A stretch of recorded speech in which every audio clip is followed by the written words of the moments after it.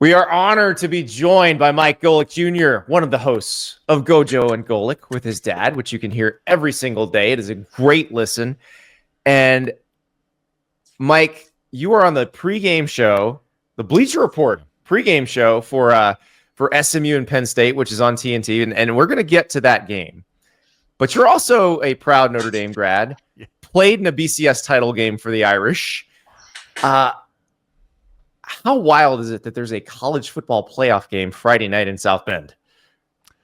It's incredible, man. Like I've been asked by a bunch of people, and I'm sure you guys have too, from folks outside of college football, what they're most excited about with the expanded playoff. And every time the easiest answer is the fact that we get these games at home on these campuses at a time of year where we're normally not seeing football outside of, maybe the game at Yankee Stadium in the Pinstripe Bowl, really involving the elements, really involving some of these parts of the sport that we get to see in our NFL counterpart that are now going to maybe show up in varying degrees, pun fully intended, on the college stage. But I just think the pageantry and the stakes at play that come with the expanded bowl season, combined with what I know these schools, Notre Dame included, are going to put into trying to make this the best experience possible, is going to be really, really cool.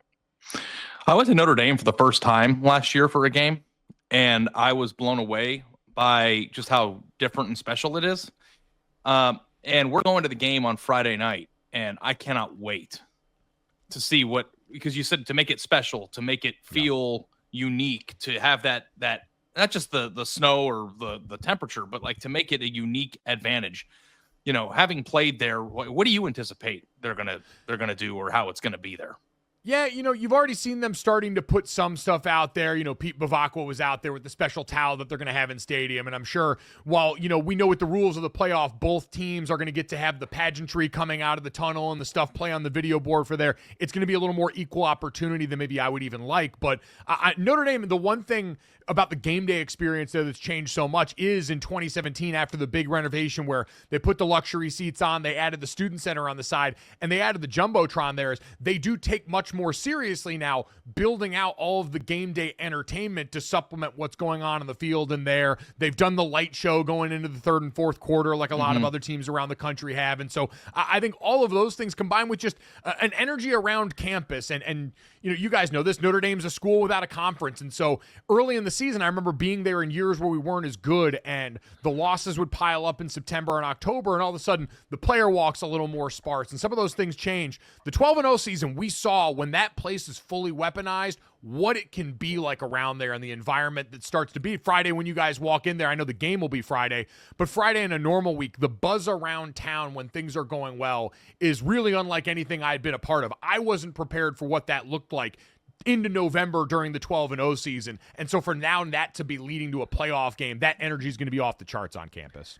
I'm trying to imagine the band marching into the stadium, what that's going to be like on Friday night, and the way the people just line the sidewalks. And I'm excited for that. But I want to, Mike, I want you to help us put this in historical perspective in terms of Notre Dame, because we've said it a bunch of times about, okay, Notre Dame has won big regular season games, but it has been a long time since Notre Dame won a big postseason game. I mean, you were probably in elementary school, maybe even barely in diapers the last time it happened. What would it mean to win a big postseason game at Notre Dame? It'd be huge. I mean, for as much as, the latter half, especially the Brian Kelly years, did for resetting the floor for a program that sort of like what Penn State's dealt with, right? Where you're better than 90% of college football, but can't break that upper crust. For Notre Dame to get over the hump and finally get a meaningful postseason win, and to do it at home and to do it against an opponent that's this upstart Indiana team in space, I think would really resonate. And for Marcus Freeman, who already got the endorsement that every coach looks for from the school and putting pen to paper on a contract extension that's going to make him one of the highest paid coaches in the sport, that's going to continue to pour into the resources that you need with NIL and facilities around there, to now be able to take that momentum and show people even more proof of concept, proof that when Marcus Freeman came on here and when succeeded Brian Kelly, the talk was, hey, with the recruiting and the energy and the youth, you'd be able to break through maybe this ceiling, use the raised floor and break through. This would show you're actually taking the chisel to that ceiling that's right now existed on Notre Dame and really starting to make meaningful headway through that. Yeah, I'm actually going to just use you to workshop a column because I'm going to write about them today. and by the time this comes out, they'll come out at the same time, so I'll take full credit for it. So it is interesting that Marcus Freeman did get this contract extension, right? Yeah. And I put Notre Dame in my national championship game when I filled out my bracket. And the reaction from everybody was, you're a moron, right? Like there's this visceral reaction whenever you predict that Notre Dame's not going to just win a game, but go deep into a tournament like this. What do you think the actual expectations should be for Notre Dame now that they've proven they think they've found their coach of the future by signing this deal? And like, what would success look like to you? What's this opportunity? I know that like beating Indiana at home, it'd be a big postseason win. But do you think it has to be more than that? Like, I kind of feel like they have to, I don't know. Do they have to beat Georgia? I think especially if it's a compromised Georgia team where all of a sudden you're dealing with a like lesser or fully injured Carson Beck, then that would certainly so let's put it this way, like the metaphor we just talked about of breaking through the ceiling, that would be the game. Beating Indiana is more one where, hey, you've got to do this to continue to show that earned respect post NIU was warranted, because Indiana is a very good team. They're incredibly well coached, but they're by no means the most talented team in the field. There's a reason they've been almost a touchdown underdog in this game. Notre Dame is supposed to beat Indiana, and historically they're supposed to beat Indiana. The ripstone on Notre Dame has been the programs that can recruit talent on a different level. It's been Ohio State, Georgia, Alabama in these big-time postseason games, Clemson in the ACC championship in the playoff years ago. And so beating a team of that, I think, would start to change some of the ways people around South Bend view what this program is capable of going forward. And the thing is, they've got a unique opportunity. I've said over and over, this is the best chance we've had mathematically to win a championship since we played in the BCS game. Again, I know people didn't give us a chance to win that one, but we were in the last game. We had a shot. And this year, where there's no truly transcendent team, Oregon's the most consistent. They're deep, they're talented, but they're not great in the ways that that 21 Georgia team or some of the other teams from years past were so dominant you felt like it was going to take a Herculean effort to beat. Notre Dame, if they play their best football, can beat anybody left in the field. It's, can they go out there and actually accomplish that and get over some of the mental hurdles that might exist? Yeah, Andy, I think that like beating Georgia puts a stop to it. Like if they're able to beat Georgia, no matter what that Georgia team is, whether it's Gunnar Stockton or an injured Beck or whatever, if they beat Georgia, I think that's over. Are you crazy? Are you crazy?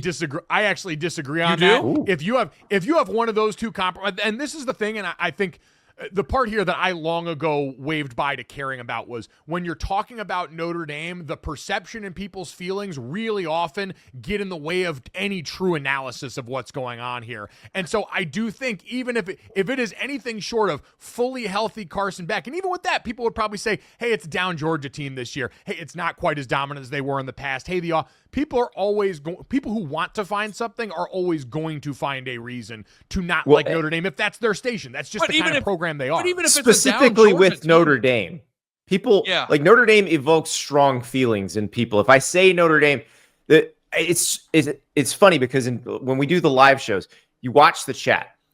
If we turn the conversation to Notre Dame, invariably the first comment is nobody cares about Notre Dame. Well, yeah, you do. Because you just told me you did. Yeah.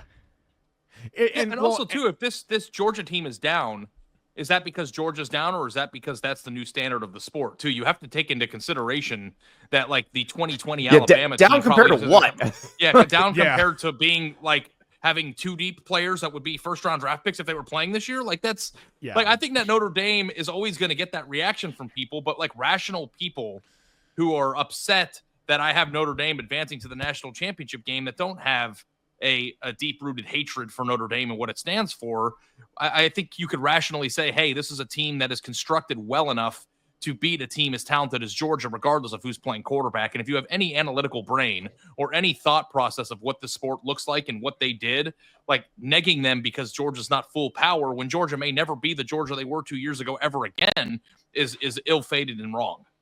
I agree completely with that.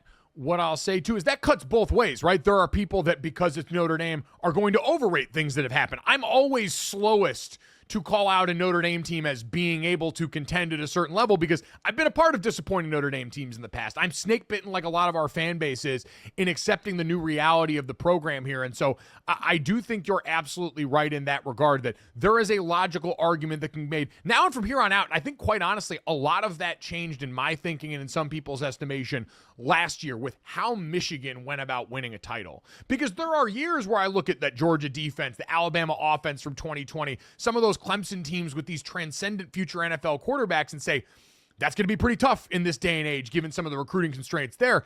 I look at what Michigan did, and it's no slight to the skill guys there, but winning with competent beef on both sides of the ball.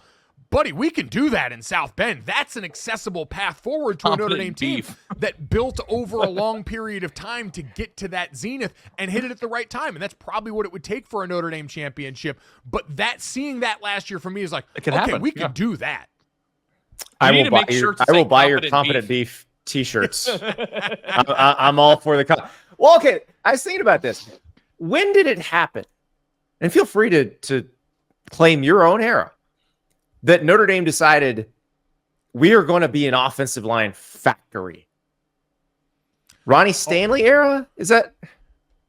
Well, I mean, I would say the face that launched 1,000 ships in that regard. Like, if you want to talk about it, I mean, we can go all the way back. You know, Joe Moore got to Notre Dame in the late 80s with Lou Holtz, and then you had guys like Aaron Taylor come through there. Like, Notre Dame's got a really proud tradition in the offensive line room. Joe Moore, the namesake for the award that goes to the best offensive line group in the country. My coach, Harry Heestand, a Joe Moore disciple, a guy who reveres that man. And, you know, I'll give Harry a lot of credit for the pride that he continued to emphasize in that room's history. Notre Dame's always had a great history in that room. But to your point about the modern renaissance for it, to me, I go back to my teammate Zach Martin. Like, he's a guy that I think had somehow an underrated college career. I remember I loved Mike Mayock to death, and he called the Notre Dame games back then.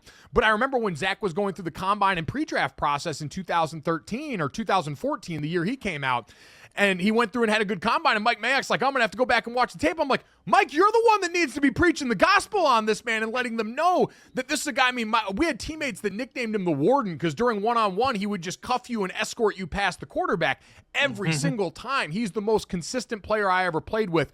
And I think that standard that started in 2012, really, where you had him and Harry Heestand as this sort of cocktail that produced that first-round offensive talent that ends up begetting Ronnie Stanley and Mike McGlinchey and Quentin Nelson, who's probably the perfect Notre Dame offensive line weapon that was formed in part of their Joe Moore award-winning line, to, you know, the guys that we've had now and Liam Eichenberg and the group of guys, Robert Hainsey in the most recent classes here. I think that was really when you started to see, okay, we're back to it being blue chippers every year, and not only having the talent there, but you guys know this, in the NFL, there's a lot less time on the field. You need guys coming in technically more ready than ever before. And Notre Dame, whether it was Coach Heestand there during his runs there, Jeff Quinn for the little while that he was there, and now Joe Rudolph, who obviously has his own storied history at Wisconsin. At Wisconsin, yeah. You've got really great teachers at the position to go along with the talent at a place that's always going to value that and how it builds out a game plan. You know, Mike Denbrock, who's on his third stint in South Bend now, who coached tackles and tight ends when he first got there, understands and appreciates it. So it's a top-down approach and an understanding of the identity that this school has always had, but one that really has been a ready-made factory producing these guys since the early aughts. I want to tell you about Masterclass. They have a very cool new class on how to be a better sports bettor. Roll that video. You don't need to know everything there is to know about sports in order to win at sports betting. Stop betting blind. Learn how to beat the odds from our team of sharps. As long as there have been sports, there have been people betting on them. This is not luck. It's good strategy, and we're going to show you how. If you're going to get emotional, don't bet against your home team. Never overbet your bankroll. You need to be comfortable with the amount that you bet. An edge is simply having an advantage over the sportsbook. You might find 16 sports books that have the Boston Celtics at 12-1 to win the championship. And then there might be one that's offering 16-1. They may have just made a mistake. Find the best price. It can't be simpler. Find those easy edges and then turn them into profits. The average bettor likes to bet on the favorites and the overs because they like to see things happen. Betting against things happening is where there's historically been a lot more value. Learn about bankroll management, prop bets, The difference between the point spread and the money line. Top-down betting. handicapping. Money won is twice as sweet as money earned. I'm Rob Pizzola. Nick Costos. Captain Jack Andrews. Gina Fiore. Rufus Peabody. I'm Joe Fortenbaugh, and this is Masterclass. Class, you can learn to be the best from the best. Masterclass is the only streaming platform you can learn and grow with over 200 plus of the world's best. And for just $10 a month, an annual membership with Masterclass gets you an unlimited access to every instructor. It's not just sports betting, it's every aspect of your life. Visit masterclass.com/on3 for up to 50% off. They have some very good deals around the holidays. So masterclass.com/on3 for up to 50% off. So Mike, you're doing the Bleacher Report pregame show for SMU Penn State, which, by the way, everybody's on TNT. So don't be shocked if you're trying to find it. It's on TNT. This game's fascinating. I listened to your show about this. Ari and I have talked about this all week. The Bo Perbula thing is wild, not just because of the circumstances, but because this guy had a role in the offense. Are you sitting there going, okay, what happens if Aller goes down? Like that's I can't stop thinking about that now.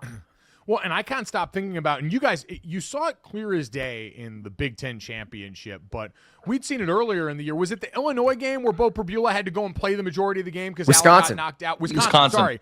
And you saw the way that the rushing offense changed completely when all of a sudden you introduced zone read. And in the Big Ten championship game, it was some zone read, even with Drew Aller, some quarterback bash exchange stuff with the running back. The Penn State offense, with as great as those two running backs are, operates at its best when the quarterback is involved in the run game. And against these increasingly better defensive fronts, we're going to see the value of quarterback run all postseason, speaking of Notre Dame. And so that's my biggest worry is how much does it affect your play calling with your starter if you're Andy Kotelnicki and Drew Aller saying, hey, if we really get to a point where we need to be able to grind out some yards on the ground and it's not coming, are we going to be willing in high leverage situations early in this game to put our quarterback potentially at risk because we know it morphs us into the best version of our offense? Well, also simultaneously taking a bigger risk of putting him in harm's way when you don't have any wiggle room with that with that regard too. Yeah, it's like crazy. And I don't know what it is about the sport, but I always feel like if you have a wart or there's a problem or you're self-conscious about it, something, they tend to pop up, don't they? They always tend to pop up. And this time of year, we've heard a lot of coaches, James Franklin included, get to the microphone and talk. Andy, I liked your article the other day about possible solutions for the December portal and the problems that have plagued coaches trying to go through now this expanded playoff for the first time where you're trying to go through roster retention, roster building, and just figuring out who's going to be on the field and available for you during this postseason run, while also watching guys manage their future. And so that's going to create different warts that are there. I always said this 12-team format was going to reward depth and health as much as anything else. And, for Notre Dame, Jeremiah Love, Howard Cross, guys that were banged up at the end of the season that are expected to play, but how much will be there? Jordan Tyson in Arizona not being available to them. You can get through the Big 12 championship. I don't know how that bodes for this. And so combine that with players that might not be there now because you're dealing with portal issues here is just a whole other way to kind of look at the flaws showing up in a big way. Well, and this is one of those situations where like SMU probably lost their best offensive weapon in the middle of the season in their tight end. And like Rhett Lashley's done a good job stitching this together, but you wonder like if they were to get by Penn State, what's their depth situation? Yeah, that part's going to be really interesting. They, you're right, losing RJ Maryland when they did almost, again, it's a net negative because he's so great, but you also have had time to adjust. Like the timing of all these injuries is also going to matter too. Mm-hmm. Notre Dame, Jeremiah Love got injured against USC. So now all of a sudden, if that meaningfully changes their game plan, that's a lot bigger issue. Same goes for some of the portal guys here. So when and how you account for that is going to certainly be huge. But SMU, I think with that in mind, you're as coaches now in uncharted territory where you're trying to manage, hey, how do we try and go on a deep run here, but also know that we're in a one and done tournament. things turned around for SMU in the ACC championship game when they started going for broke, when they started involving Kevin Jennings in the running game more, when they started more of the double move and trick play stuff that Clemson was bringing out at the beginning of that ACC championship game. I think if you're SMU, you got to be in the trick bag early on in this game and throw everything possible at them and see what sticks to go out here and make sure that you are in this game with a chance going into the second half, because they're talented enough with their top end guys to keep it close. Andy, you're probably going to hate me because this is terrible podcasting and out of the flow, but I had to ask him a question that I didn't get off about Notre Dame that I just have to go back to. Oh, I think I know where you're going, so I'm ready. Let's go. Well, let's see how in sync we are. What do you think I'm going to ask?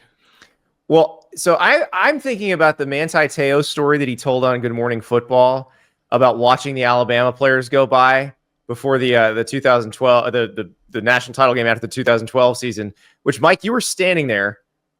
So I'm curious what it was like watching that parade of elephants as you're about to take the field.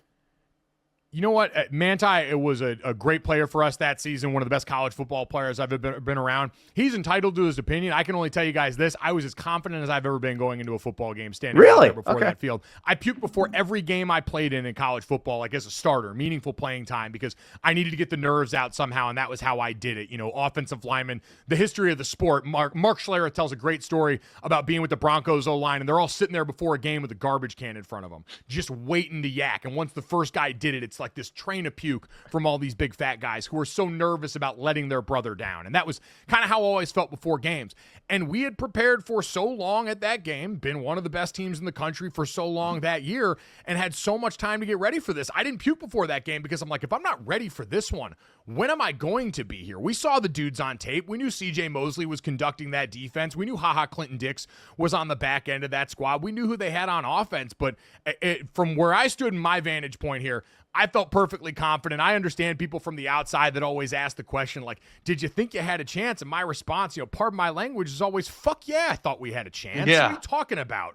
We had and I saw the video, and like, Manti is saying this, and they're showing the video, and I'm watching Stephon Tuitt, who would have fit right in on that Alabama team.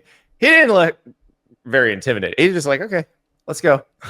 No, and again, like, listen, Manti had his own vantage point at that moment here, and he can, remember that moment the way that he did there. And so it's not like, slamming a team. And I got no problem with Manti. He was a great guy. He was a great teammate and a great player for us that season. But I did not witness that moment the same way here. The game got away from us in the quicksand that a lot of teams have to watch out for when it comes to postseason football, that if you're not used to this stage can happen quick, where one mistake becomes two, when all of a sudden you realize the gravity of the moment, and the team on the other side who's been to a bunch of these, and in that case was trying to go for back-to-back, their heart rate's not raising above a certain point because they know the ebbs and flows of this game. That's a very real thing. That was where you saw, I think, the difference between the two teams really show up, in addition to some of the physicality. But going into that game, no, we felt, at least I felt fine in that moment, and the guys that we were getting ready to walk out with, I thought felt like we were ready for the challenge that day. We were wrong, but we felt like it.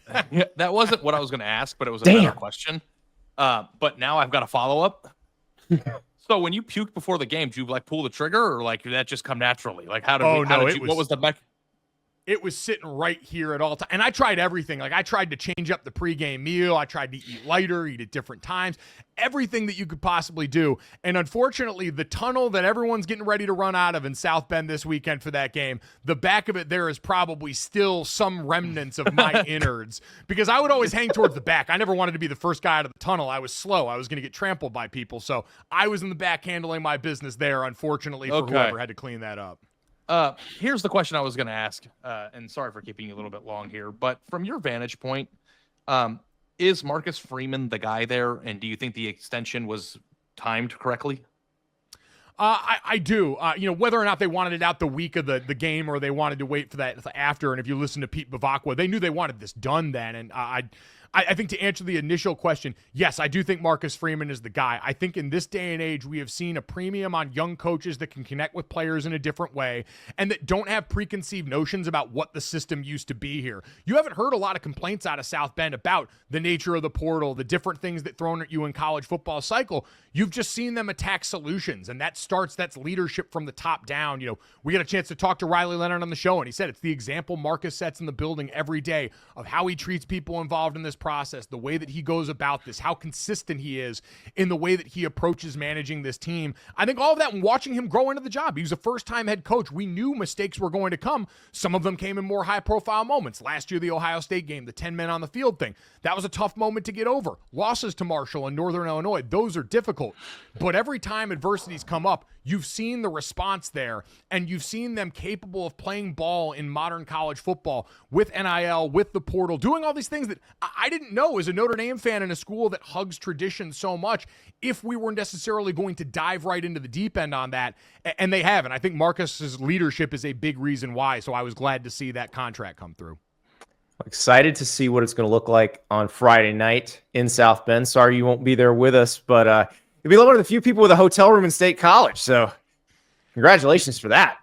I am jazzed to get back to one of my favorite on-campus eateries, the Berkey Creamery, and no matter what temperature, absolutely mash some ice cream while I'm on campus there. You know, I hope that I'm sure you're probably going to end up at the national title game. I would like to go on some sort of Atlanta food tour with you to kind of keep the tradition alive, the national championship taco thing. I got some spots. If we could get together and just go smash some food as a family, that'd be great when we're out there. Boys, that is a date. You can count on me for that one, absolutely. Mike Golic Jr., thank you so much. We'll be watching you on the Bleacher Report pregame show and listening every day. Go Joe and Golic, wherever you get your podcasts. Thanks, fellas. Oh, thank you. Appreciate you being here, Mike. You're awesome. That was awesome.